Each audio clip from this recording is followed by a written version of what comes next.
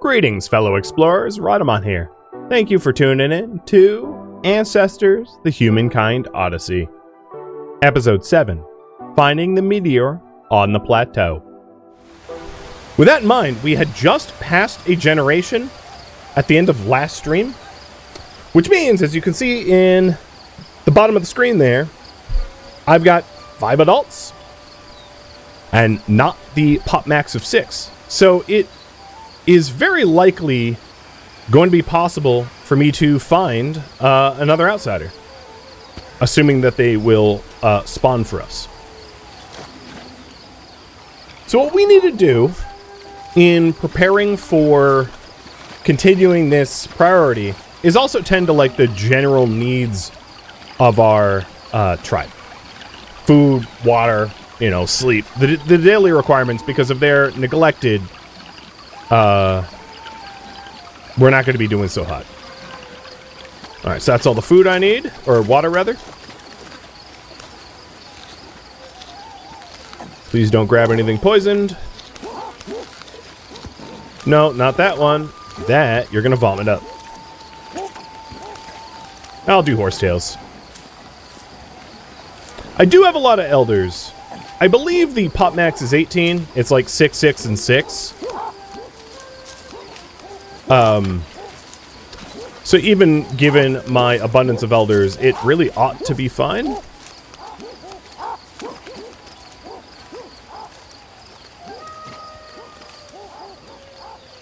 And just to quickly answer that question, let's see if we can find any outsiders out here. Now, the other thing we could do, of course, is to just pass another generation, and then it's really not a problem, because, I would probably want a few more youngsters first, because right now we only have 2, and I don't want there to be like an Adam and Eve level of bottleneck.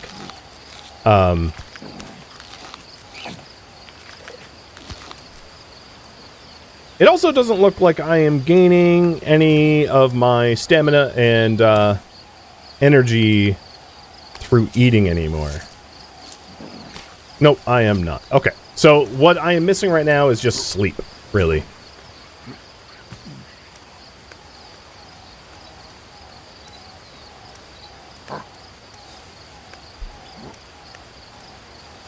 So let's quickly tap into our reinforcement points.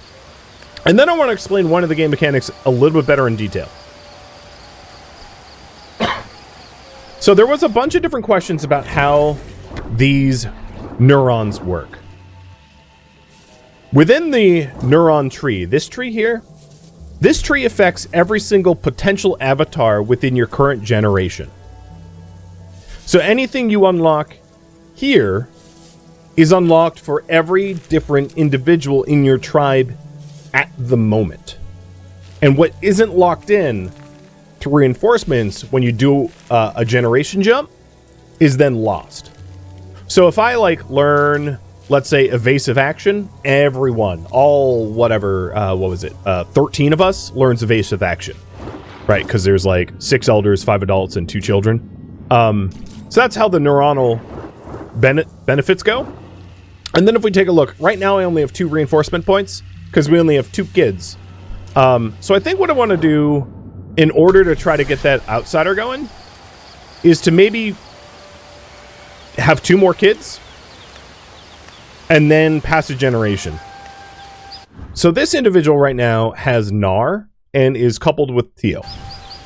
So let's have Nar and Tio have another kid, assuming that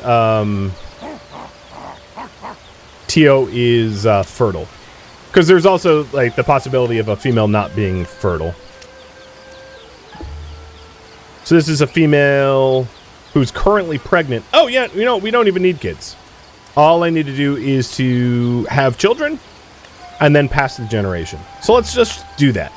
I think that's pretty reasonable, because I forgot at the end of last stream we had 3 additional pregnancies.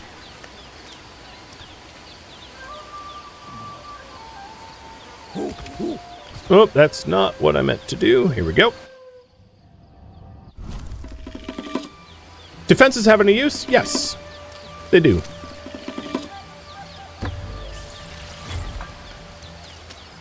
Okay, so we had one of the babies with a spontaneous genetic mutation of motricity. So the uses of these walls is not really relevant for this individual oasis, but some oases will have like vulnerable points. Like there will be an opening to a cave where like snakes will come out of the cave or giant centipedes or something like that. And it might be useful to have walls to block those critters from trespassing into your home. So walls don't matter for this spot, but for other spots it might. Alright, so if I take a quick lie down, the really important things to note is we have 5 reinforcement points right now, and I have more than enough neurons to reinforce, right? So I think what I'm going to do is I'm just going to choose myself what neurons I want to lock in. So I'm locking in carrying ability. Movement speed while carrying an item and using both hands is increased. I'm locking in being able to walk on 2 legs longer. I'm locking in grasp control. The chances of dropping an item with dodging are minimized. And then also handling, the ability to drop an item while moving is acquired. And then last but not least, body language. It is now possible to ask from a distance some clan members to come closer and follow. I think those are all pretty decent. The ones I overlooked here would be time slowdown, margin of error for attacking. Margin of error increased during attacks because there's more time allowed. So attack time. Actually, you know what? I get attacked frequently enough. I'm going to clear this reinforcement point and give myself some attack time enforcement. I'm going to get rid of grasp control just to make sure like individuals are well protected. And then I also gave up some of the stripping and controlling strength toolmaking stuff. So let's go ahead and change generations again. And this is our 2nd generation change. And this is so that and what I suppose what's important to note when this happens is that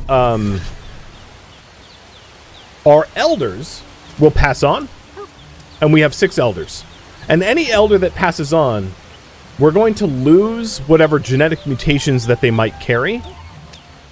The way it works is if you evolve, you lock in those genetic mutations. I don't believe the current set of elders have much in the way of genetic mutations, because they're not the generation that was present for a meteorite. So that brings me to a bigger point here. If we open up the map, so here's the map. Those red dots are meteorite. And the big thing that the meteorites do, they do give you 6 reinforcement points, but bigger than that, they will force some mutations on the babies present. And if you do an evolution, any mutations that are present in your adults and elders get locked in. So why I mention that is one thing we could do if we want to pass a generation. Before we do that, would be to subject the 5 children that we have right now to another meteorite. It wouldn't give me the or we could do 6. I'm thinking actually I'm leaning towards having a 6th kid and getting all 6 mutated with reinforcement points locked in. Which means I would need more neurons learned for the extra reinforcement points I would get. I would have 7 more reinforcement points, right? 6 for the babies being present at a meteorite, and then 1 for just having another baby.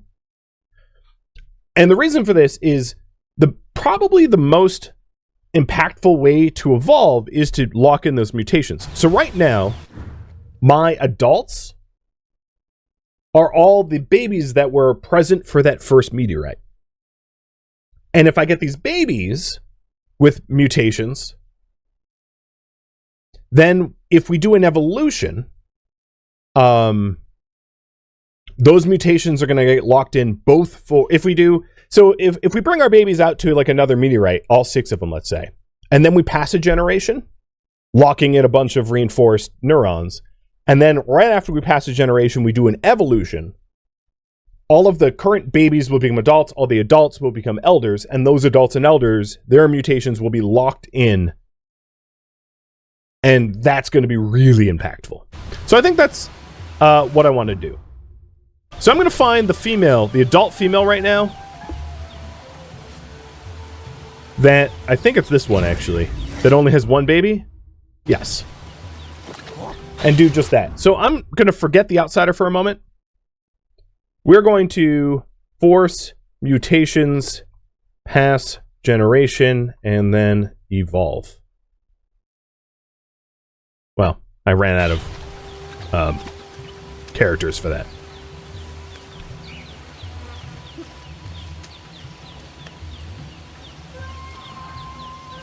I'll get back to the whole, like, outsider later on.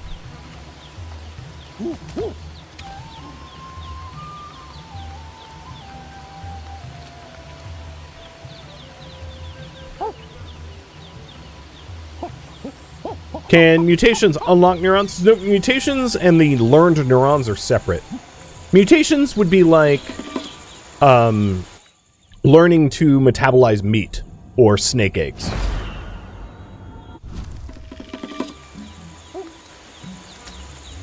They're not like learned skills.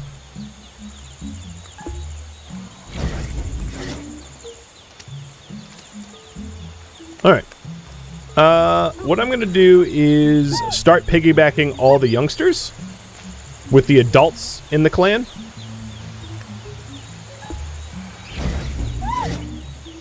So that we'll make a run to a meteorite in the morning. Come on, young. There we go.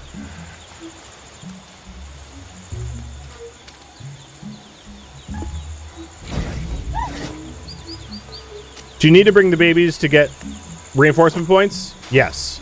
So when you go to a meteorite with babies, the babies receive mutations from the meteorite, and then you receive 1 reinforcement point to be able to lock in neurons per baby that is present, up to 6.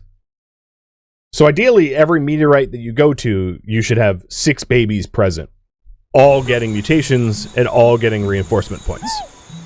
Otherwise, you're like losing important progress. Not that you have to min-max, mind you, but like it might be in your best interest. Okay. So all 3 adults have 2 babies each. And then we'll make a play for probably... I might actually go north to a... So there's a few meteorites that we could make a play for, and I'm going to go to one that I think is going to be a little easier for us to get to.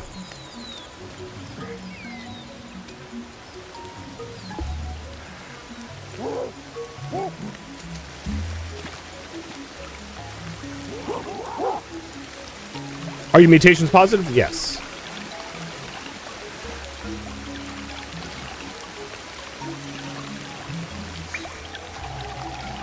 Alright, we're getting cold, but I'll solve that eating in a bit. Alright, that's the one following me, so this is the one not following me yet.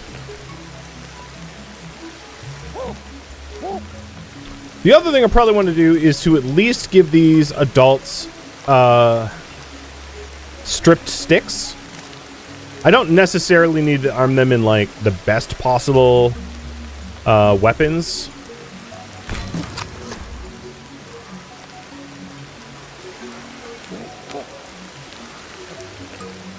Are you... Okay, you're holding that. Good.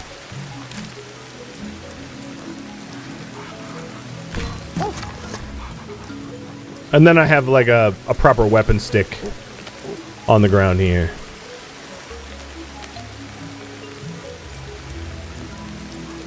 Alright, cool. So, taking a look at the map. We're at the red circle right now. That's where we are. And I am planning on probably heading to the Meteorite that is next to 16, which is the top left red dot. What I'll do is I'll create like a blue slash through it as or like, let's say a bright green, bright red slash through it to indicate. So that one there. That's the one I'm gonna head towards.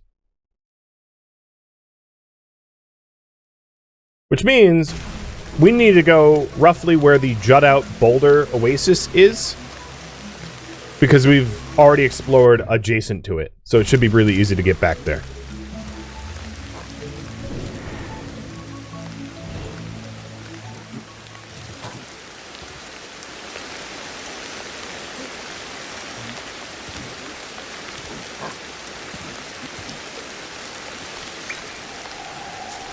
So how often do you need to drink? You need to drink until the game says you're full.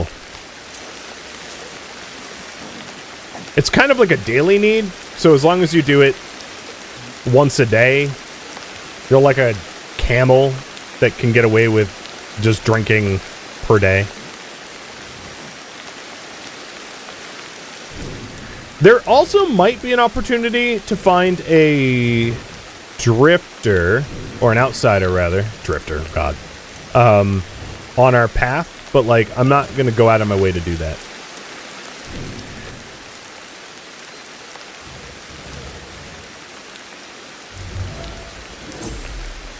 Two Rivers Junction. Okay. So the other thing is the place that we're heading to is far enough away that it's gonna take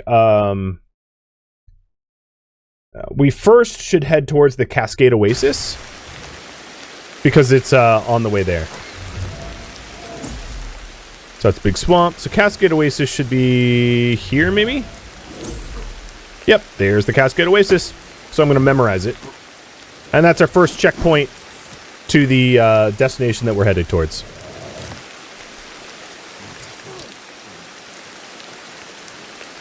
Are you okay? Oh, there's a snake that probably jumped him. They're fine.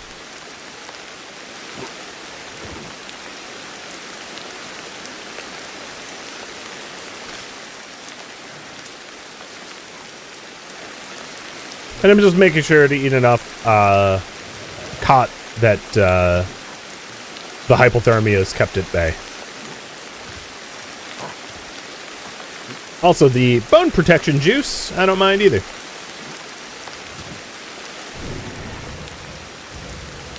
Now, if I'm not mistaken, I don't believe we have more than 7 neurons on unreinforced unlocked. And the reason to mention that is we're going to need to get some more neuronal energy to unlock more stuff. I'm also going to lower the volume a little bit. The rain is real loud. You're louder than me. And don't want to be competing with it. That's just a little mamba.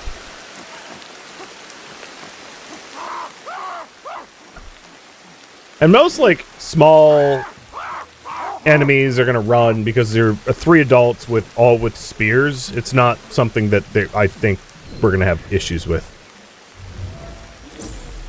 So that's the orchard. Alright, let's just keep going to the Cascade Oasis.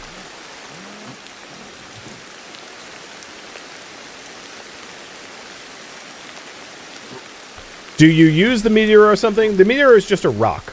It's a rock that causes a single-time mutation. You can treat it like any old rock, but it's not special in any way. Was it another mamba? Yeah, it was another mamba. But it can't be processed like a typical tool.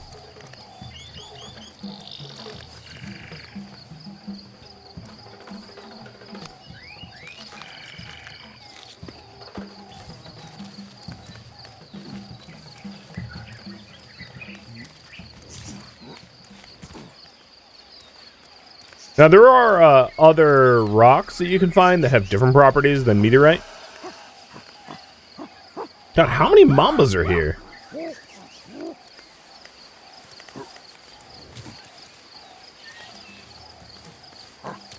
It's as if we're in a tunnel, surrounded by tunnel snakes.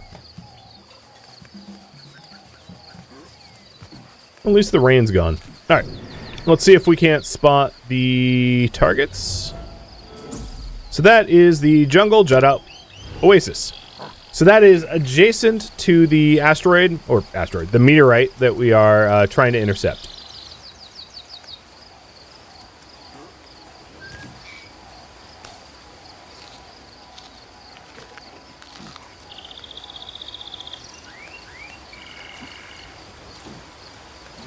They just want a hug?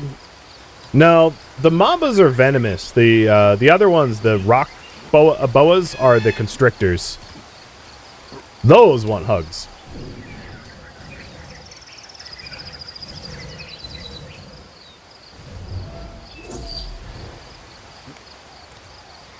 Hug of death, though.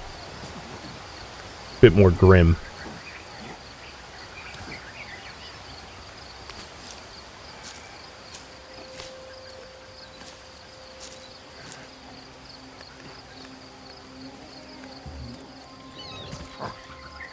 Non-consensual hugs. Yep. Now, the biggest risk here is, as the player, my combat prowess is much higher than those in my followers. And having the followers come under attack... Well, you know what? I just realized I don't even have a sharpened stick. I ought to sharpen this bad boy up once I find a rock. But that there... Did I lock that in? Memorized. Remember. Okay. That there is very likely the meteorite that we are seeking.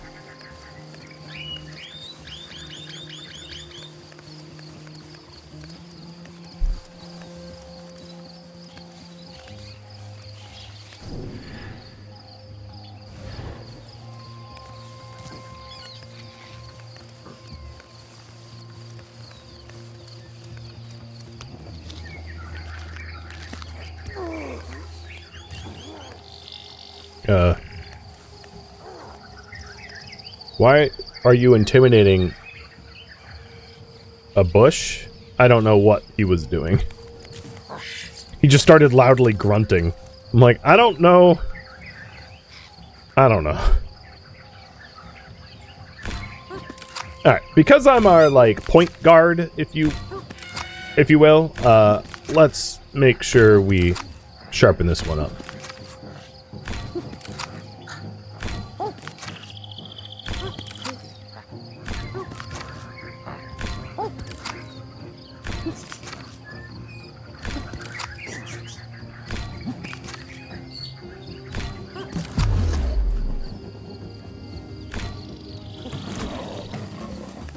Alright, well that was rude.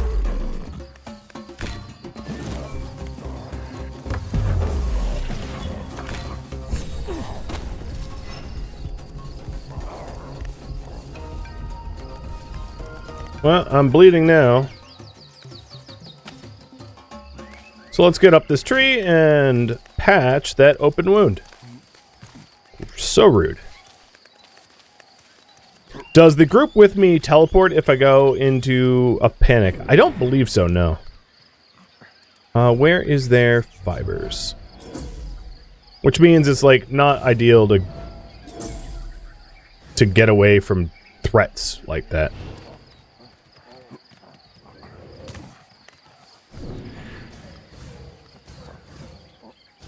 Really? I'm in the, like, most fiberless section of the world as I get my first, like, open wound? Okay, that's rude.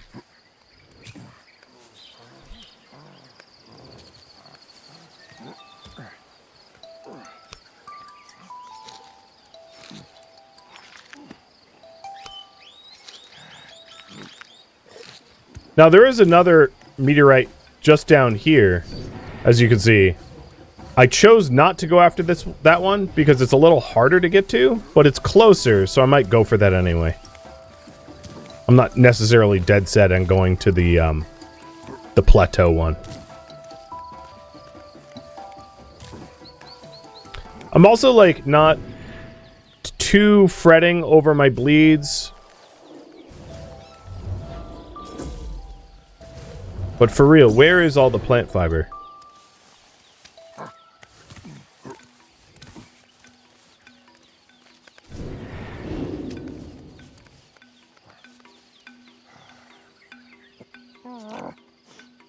No, don't inspect that. That's not what I wanted you to inspect.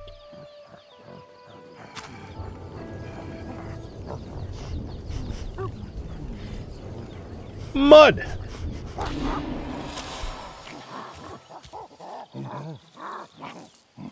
Just rub some mud on it, right? That's how they used to cure their wounds. Ta-da! Mud. So, it applies shields against heat and bleeding, injuries, and reduces smell. Predators will have a harder time detecting us as a result. And there's like a predator literally right over there. I was like applying mud underneath one of the big black cats. Who literally could not be bothered to to get up. So the reason why I didn't want to go to that... Now, I'm going to go to the Plateau one still. The reason why I didn't want to go to the one in the water is it's a lot of swimming. And little spoiler, that island is called Crocodile Island, and it earns its name appropriately. And I like kind of didn't want to have to deal with that.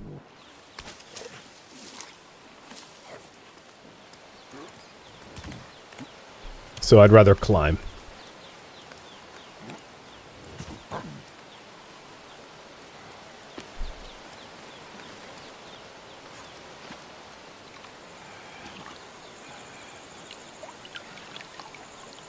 Nope. All of my missing health is not food and water related, which is fine. The other thing we might need to do is to make a pit stop in Oasis. So what I could do in this case is head to the Judad Oasis and make a quick bed there and sleep there, and then summit the plateau. Just so that we're not getting too tired.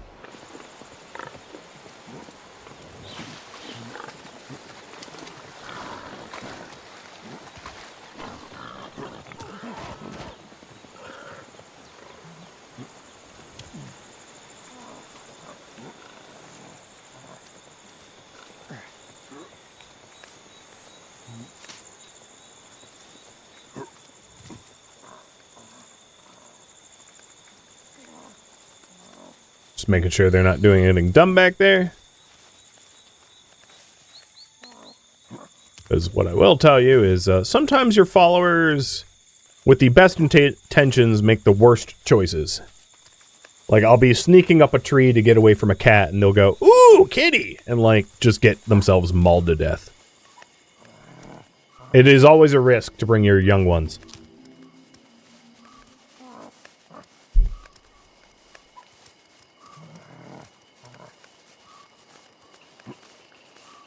Alright, so here we are at the jut out. And I'm just going to make some quick beds.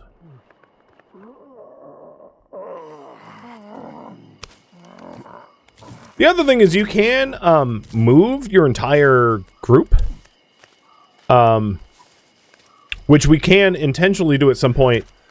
With that said, between evolutions, you will find yourself frequently being moved anyway.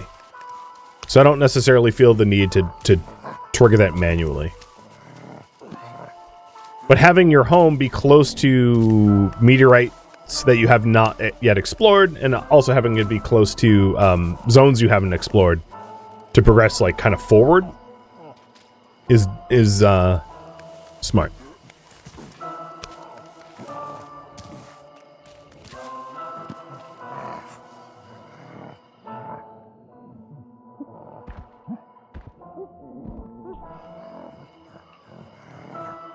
which would be the settle button there. Here, let me hide the overlay so you can see it. The settle button. But if I settled here, I would be abandoning all the other individuals. So, yeah, I won't be doing that.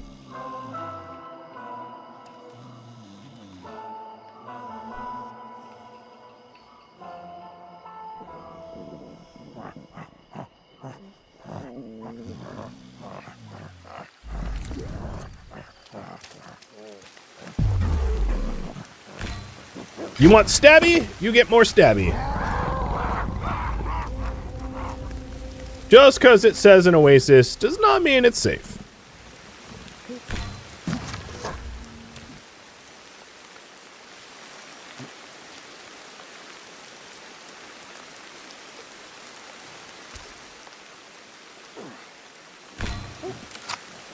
When you played, you certainly noticed they tend to make really dumb, panic-induced decisions. Yep. I mean, having an advanced flight or fight response is like, you know, complicated. Yep, we're gonna need some cotton leaves. Getting a little frozen here.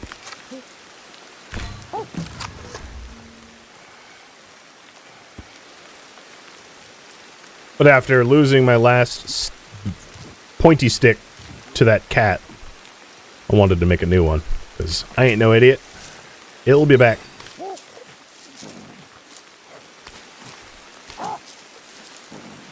I think that's all our food needs for the day. And the slightly smaller, like, energy and stamina bar is just a consequence of that bleed that I had. Wait, I don't even need water? Okay. Fine. Well, fine then.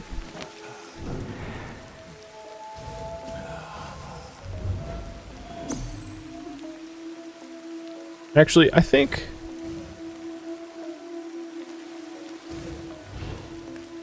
well, I'll just start going up.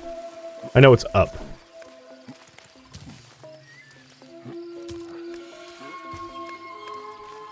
Now, doing a lot of vertical climbing, you gotta make sure to plan your rest points accordingly, because you can't just climb forever. You have to take rest breaks to recoup your stamina and your energy. Otherwise, you start chipping away at your life expectancy, and it can kill you. So, you gotta do some route planning.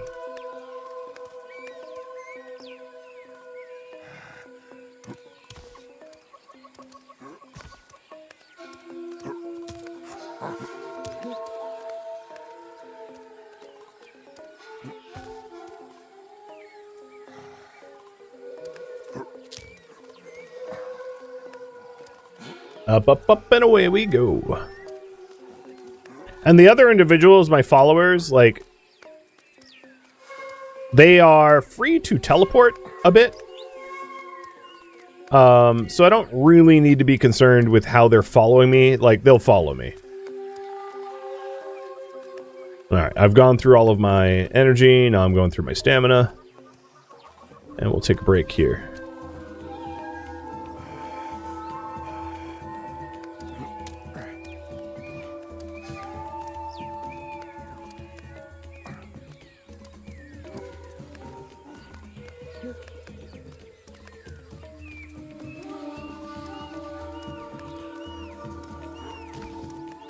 And look, they're already up.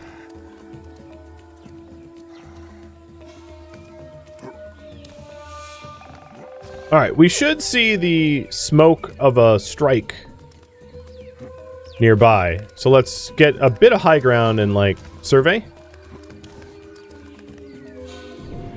Oh yeah, there we go. I think it's pretty clear. It's right up there. So I'm going to do some smelling to make sure that we're kind of alone here. Just some hearing.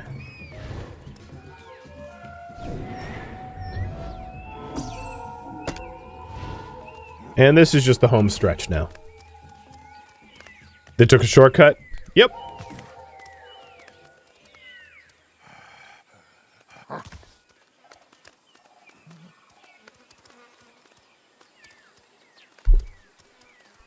So we are, if you're wondering on the map, we're that red dot, like that direction, next to the purple that we have explored. If you have laser vision, it's the 16. It is the jut out oasis. And you can find the map online if you want to follow along that way too. I just can't make it any higher resolution. Alright, so we're getting spooked. We know how to solve this. Got to overcome our fears. So I believe the environment's already yep, I could see the white circle right over there. Don't bite me. Also, don't drop your weapon.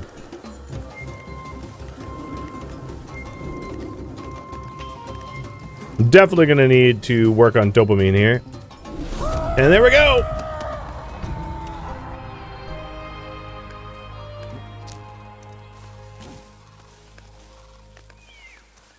Okay, so we, our range now includes this area.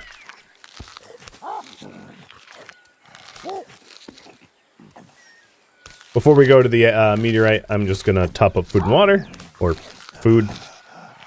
Seems they're quite hungry.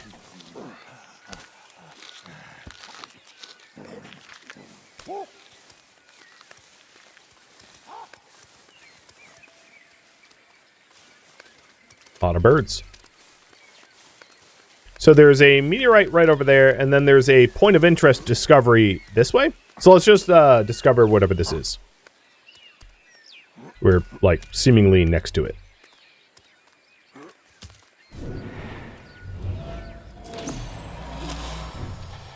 And this point was the Highland Plateau. Alright. On the map, you will see a new purple mark, and that is exactly where the Highland Plateau is. So that is a...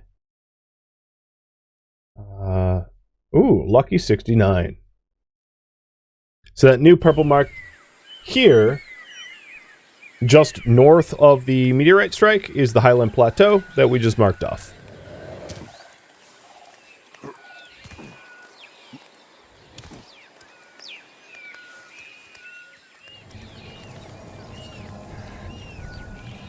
Oh, I was like, eat? I'm allowed to eat a meteorite? Nah.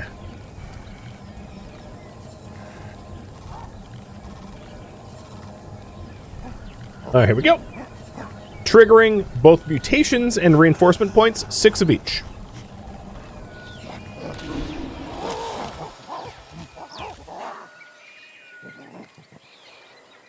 This is the Dead Tree Meteorite. Why am I in panic mode? I don't know. Alright. Current priority. Head home and pass generation. And evolve. So I'm going to be jumping way beyond the sort of like pseudo in-game tutorial here, as it's not going to ask me to do these things. But I think it's, I don't care.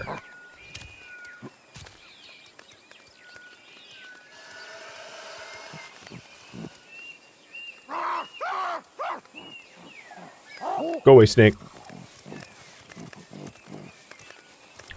Luckily for Monkey, it's way easier to get down than up.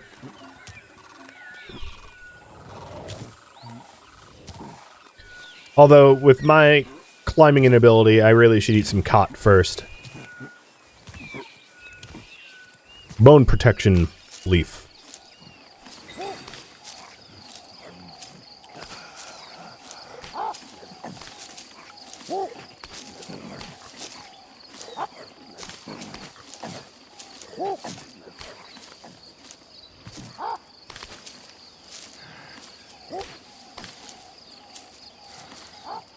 Man, there. Leaves are amazing, but they're not calorie dense. Other points of interest around me. There is one here, but I'm not going to bother exploring for that at the moment. Oh, also let me mark down that we did that meteorite strike. So on the map, I have southwest to northeast facing tally markers, like the purple swipes for discoveries, and then the opposite direction for the meteorites to try to keep them separate. Running two different colors is a bit much, given overlay complexity, so that's why I'm using all of one color. Plus, ultimately, it doesn't really matter, it just means it's done.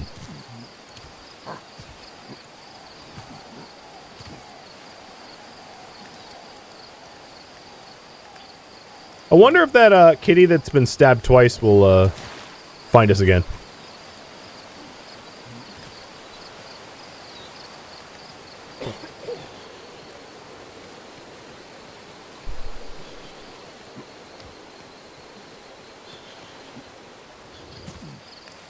So a reminder as to why I'm doing all of this.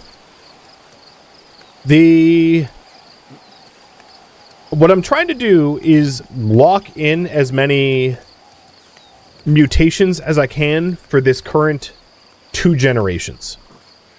What's the best mutation I've gotten so far? Well, I don't have any of them locked in, so I don't know what's actually present in our current youngest, but I'll take a look at that in a minute once we get back.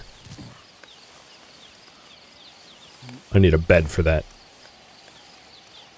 Oh, berries.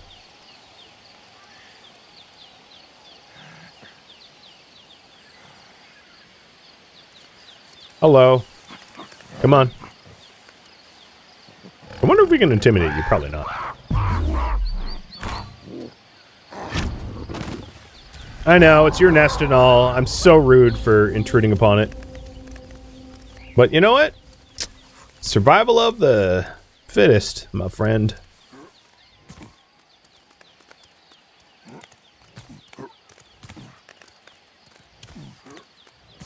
Are they all RNG? Yes, the mutations are random. So essentially the way it works is when you like, babies have a 50% chance to get a mutation when they're born. So it's a 50-50 whether they like just pick one up naturally, and then any baby present at a meteorite will pick one up as well. So there's ways for you to increase your chance for a mutation. And then the mutations you actually want can be cherry-picked as well, because you can just keep passing generations until you get a mutation that you like. And then to make sure that that individual makes it to adulthood or elderhood, and then doing an evolution. So you know, what mutations you lock into your species is left up to you, because it gets locked in only when you do an evolution. Does it matter that it dropped the actual meteorite rock? Nope. They don't really serve a purpose other than the... Actually, the rock itself does nothing, really. It's just a rock. It's the meteorite site that causes the mutations. The inspection of the meteorite site.